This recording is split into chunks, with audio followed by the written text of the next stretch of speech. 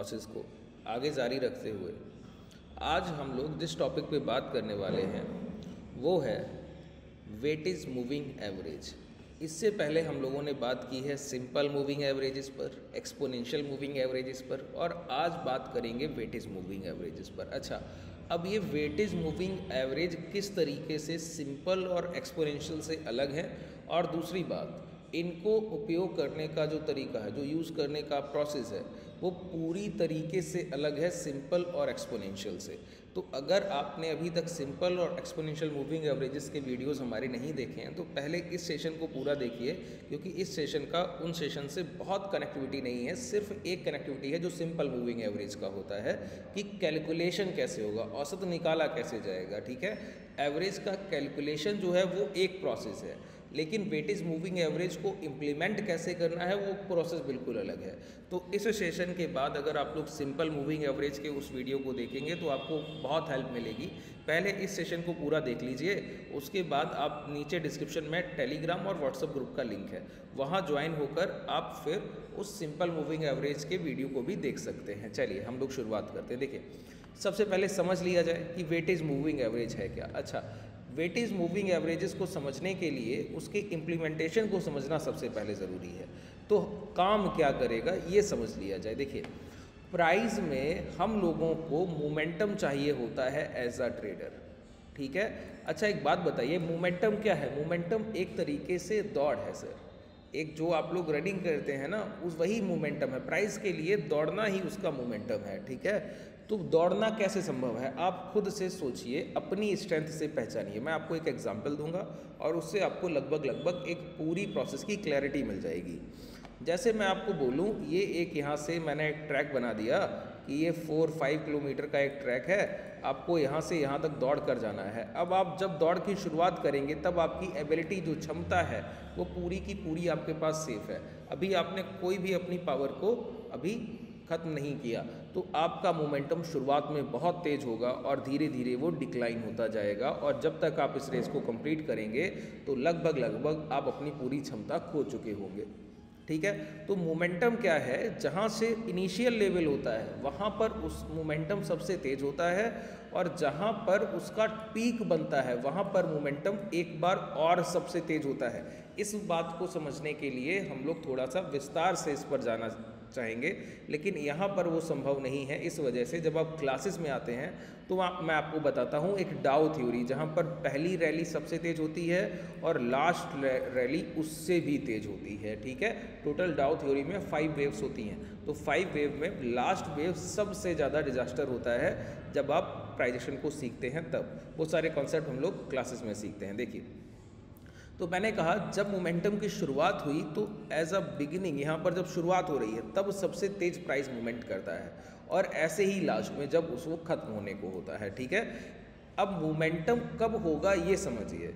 मैंने कहा आपने यहाँ से यहाँ तक 5 किलोमीटर का एक रेस कंप्लीट किया।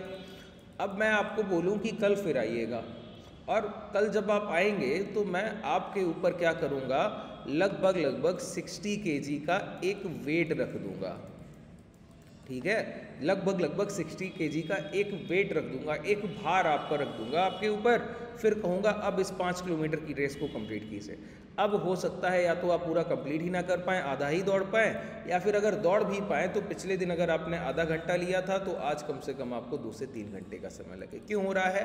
क्योंकि आपके ऊपर जो आप मोमेंटम कर सकते थे, जितनी तेज आप दौड़ सकते थे, वो उस कारण नहीं हो पाया क्योंकि आप पर भार बहुत रखा हुआ था। देखिए, अब प्राइस में मोमेंटम तब होता है जब अच्छे एक्यूमुलेटर्स एक्यूमुलेशन करें। अच्छे खरीदारों की खरीदारी से आशय ये है बड़े खरीदार। बड़े खरीदारों का मतलब ये हुआ कि ऐसे खरीदार जो एक जगह पर पूरी क्वांटिटी खुद ही खरीद रहे हों, क्यों उनके खरीदने से जो फ़ायदा होगा वो ये कि अगर उन्होंने बड़ा पैसा लगाया है तो बीच में वो थोड़ा थोड़ा पैसा करके नहीं निकालेंगे, वो किसी अपने एक टारगेट के लिए इंतज़ार करेंगे तो प्राइस को एक बड़े मोमेंटम का मौका मिलेगा। ठीक है। और यहाँ पर जाकर जब वो अपनी क्वांटिटी बुक करेंगे तो अपनी हाफ क्वांटिटी निकाल लेंगे या 40%, फिर लोअर लेवल पर दोबारा खरीदारी करेंगे क्योंकि निचले स्तर पर वो एक बड़े खरीदार थे।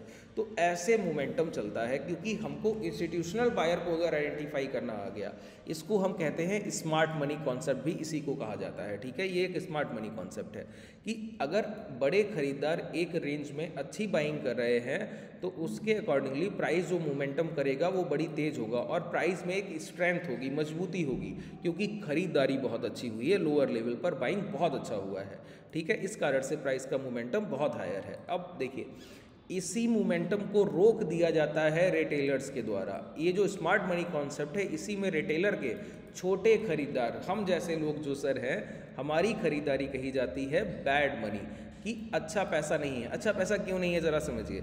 अगर बाज़ार 22,700 चल रहा है और आपने खरीदारी की और आप जैसे कुछ लोगों ने और थोड़ा थोड़ा पैसा डाला तो 22,720 होने पर कुछ पैसा निकाल लेंगे, कुछ 22,750 होने पर निकाल लेंगे। तो आपने खरीदा तो है, लेकिन आप जल्दीबाजी में बहुत जल्दी अपने पैसे को निकाल भी रहे हैं और डाल भी रहे हैं। तो इससे क्या हो रहा है, प्राइस मोमेंटम ही नहीं कर पा रहा है। और ये है क्या, ये बैड मनी ही प्राइस पर वेट है, भार है। इसी को हम कह रहे हैं वेटेज मूविंग एवरेज। अगर प्राइस पर वेटेज, औसत भार ज़्यादा हो गया रिटेलर्स की खरीदारी का, ठीक है, तो कभी भी प्राइस पर अगर वेटेज मूविंग एवरेज ज़्यादा है, इसका मतलब है प्राइस में मोमेंटम की संभावना कम है क्योंकि रिटेलर्स ने ज़्यादा एंट्री किया। अच्छा, मैं आपको बताऊं, रिटेलर कभी बॉटम पर ज़्यादा एंट्री नहीं करता। जब प्राइस मोमेंटम की शुरुआत कर देता है, जब मोमेंटम शुरू हो जाता है, तब वो शुरुआत से लेकर अंत तक, मोमेंटम खत्म होने तक, इस बीच में वो इतनी खरीदारी करता है कि वेटेज मूविंग एवरेज बहुत तेज़ी से इस तरीके से डिक्लाइन पे आ जाता है। वो बता देता है एवरेज। पहले देखिए, वेटेज मूविंग एवरेज की खासियत है, पहले वो चल रहा होगा, फिर वो धीरे से एक तरफ आपको बैंड करेगा। ये जो बैंडिंग मोमेंटम है वेटेज मूविंग एवरेज में, वो प्राइस के मोमेंटम को रोक देता है। सिंपल, मैंने सिर्फ आपको एक कॉन्सेप्ट बताया है, एक बेस को क्लियर कर रहा हूँ आप पे, और ये इतना शार्पली काम करेगा आपके लिए, आप लाइव मार्केट में जाकर इसको फील करेंगे कि ये चीज़ें कितना स्मूथली काम करेंगी, क्योंकि ये पूरी तरीके से प्राइस से जुड़ी हुई चीज़ें हैं। अच्छा, प्राइस में मोमेंटम के बाद जो सबसे महत्वपूर्ण चीज़ है वो है उसकी स्ट्रेंथ। अच्छा, प्राइस बनता ही 3-4 चीज़ों से है, वॉल्यूम, मोमेंटम, स्ट्रेंथ और प्राइस इटसेल्फ, प्रभाव खुद में।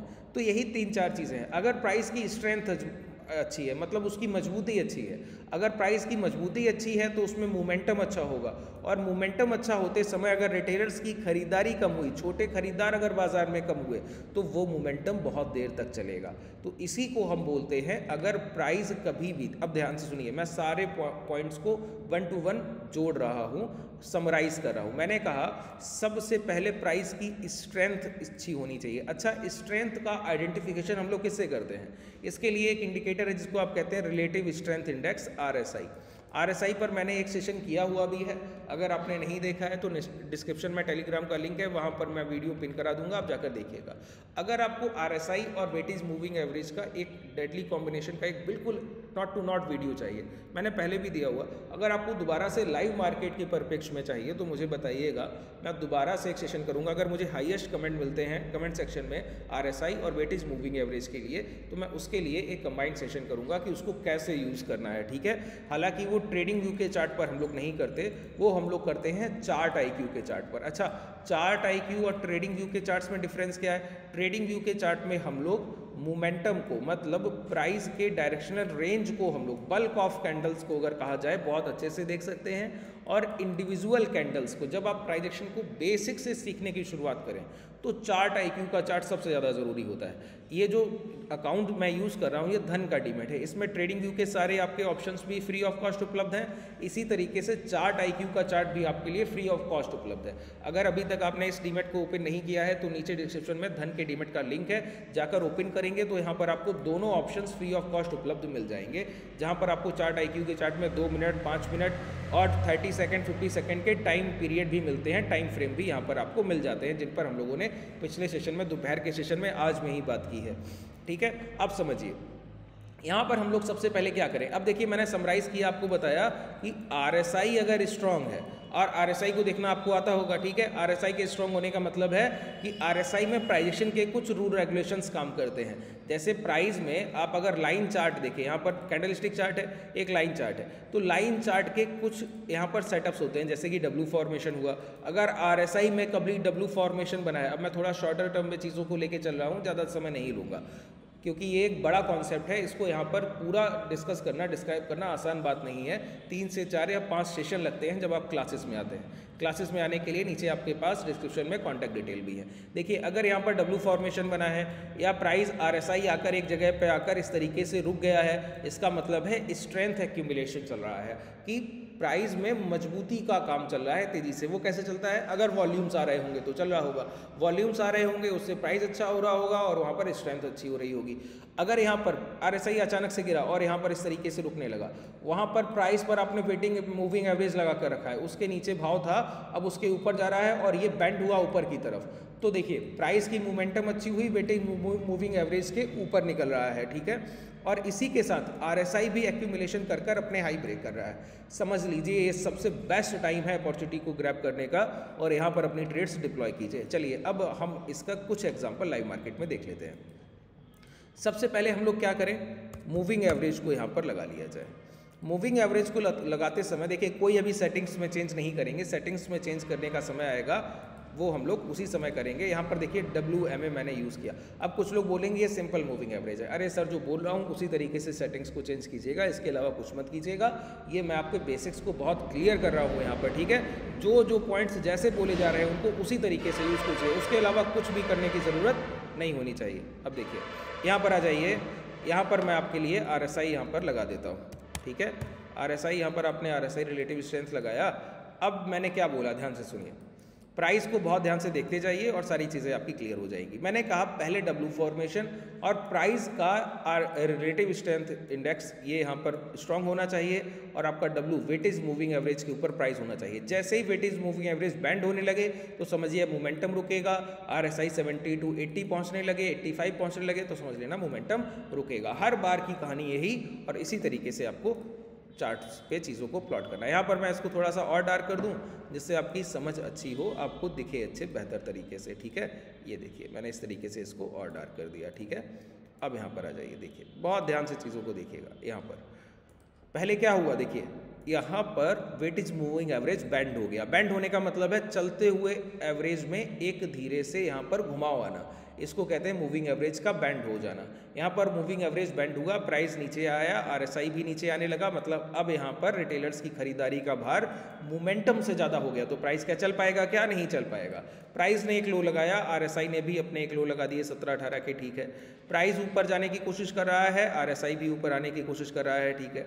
RSI फिर नीचे गया, प्राइस भी नीचे गया। यहाँ पर देखिए अब यहाँ पर एक्यूमुलेशन और यहाँ पर RSI भी अपने स्विंग हाई के नीचे एक्यूमुलेशन करते हुए यहाँ दिख रहा है। ये 50 का लाइन है, ठीक है।